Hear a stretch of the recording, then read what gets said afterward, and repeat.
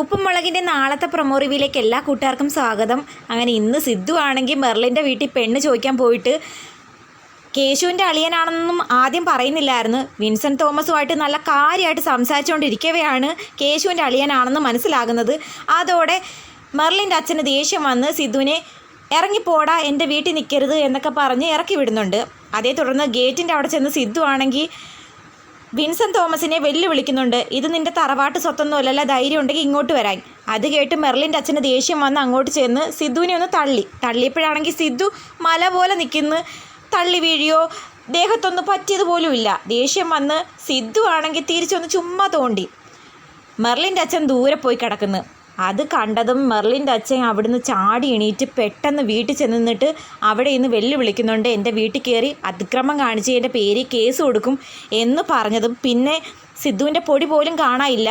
അപ്പം ലച്ചുവിന് മനസ്സിലാവുന്നുണ്ട് ആ ഓട്ടം ചെന്നെത്തിയിരിക്കുന്നത് കുഴിപ്പണത്തേക്കാണ്.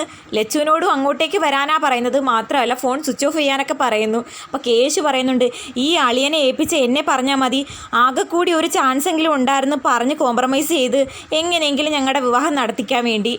അതും കൂടി സിദ്ധു വഴി ഇടപെട്ട് ഇല്ലാണ്ടാക്കി എന്നൊക്കെ പറഞ്ഞ് കേശു വിഷമിച്ചിരിക്കുന്നുണ്ട്. മെർലിനും മെർലിൻ്റെ അച്ഛനും ആ ഇന്നത്തെ എപ്പിസോഡിലെ ഹൈലൈറ്റ് എങ്കിൽ നാളത്തെ എപ്പിസോഡിൽ നമ്മുടെ ശിവാനി തിരക്കി വരുന്നുണ്ട്. ശിവാനി ആണെങ്കിൽ കോളേജ് കഴിഞ്ഞ് വീട്ടിലേക്ക് വരുന്ന സമയത്ത് ഷിബു നൈസായിട്ട് പിറകെ നിന്ന് പണ്ടത്തെ പോലെ തന്നെ ശൂളം അടിക്കുന്നു. അത് കേട്ട് തിരിഞ്ഞു നോക്കുന്ന ശിവാനി ഷിബുവിനെ കാണുന്നുണ്ട്. ഓ, എന്നെ കാണാത്ത മട്ടിന് മറഞ്ഞു പോകാനായിരുന്നു ഉദ്ദേശമല്ലേന്ന് ഷിബു ചോദിക്കുന്നു. ഈ കുരിശ് പിന്നെയും വന്നോ, മര്യാദയ്ക്ക് പോകാനൊക്കെ ശിവാനി പറയുന്നുണ്ട്. അതിനിടയ്ക്ക് സംസാരിച്ച് നമ്മുടെ ഷിബു ശിവാനിയുടെ കൈ കയറി പിടിക്കുന്നതും നമ്മുടെ സിദ്ധു കണ്ടുകൊണ്ട് വരുന്നതും ഒരുമിച്ച് എൻ്റെ പെങ്ങടെ കൈ കയറി പിടിക്കുന്നോടാന്ന് ചോദിച്ചിട്ട് ഷിബുവിനെ ചവിട്ടി താഴെയിടുന്നു. അങ്ങനെ നമ്മുടെ ശിവാനി പാറമട വീട്ടിലേക്ക് വരുന്നുണ്ട്.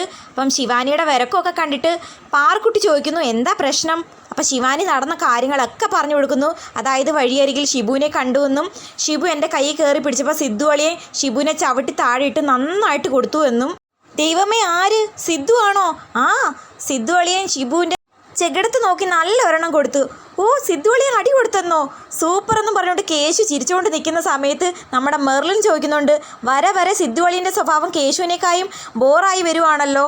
അത് പറഞ്ഞതും എല്ലാവരും നമ്മുടെ മെർലിനെ തന്നെ നോക്കി നിൽക്കുന്നുണ്ട്.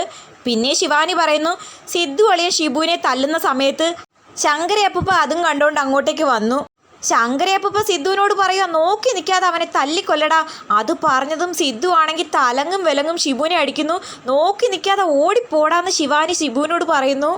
ഇവിടെ നിൽക്കുന്നത് രക്ഷയല്ലെന്ന് മനസ്സിലാക്കിയ ഷിബു ജീവനും കൊണ്ട് ഓടുമ്പം സിദ്ധു ആണെങ്കിൽ പിറകെ ഓടുന്നുണ്ട് ഷിബുവിൻ്റെ. അപ്പോൾ ഷിബുവിന് കണക്കിന് കിട്ടുന്ന ഒരു എപ്പിസോഡാണ് നാളത്തത്. സൂപ്പർ എപ്പിസോഡാ, ആരും മിസ് ചെയ്യണ്ട. മെർലിൻ്റെ അച്ഛൻ സിദ്ധുവിനെതിരെ കേസ് കൊടുക്കുമെന്ന് പറഞ്ഞിട്ടുണ്ട്. ഇനി അതുപോലെ ഷിബുവിൻ്റെ വീട്ടുകാരും ഷിബു ഇനി സിദ്ധു അടിച്ചതിൻ്റെ പേര് കേസ് കൊടുക്കുമോ? കാത്തിരിക്കാം.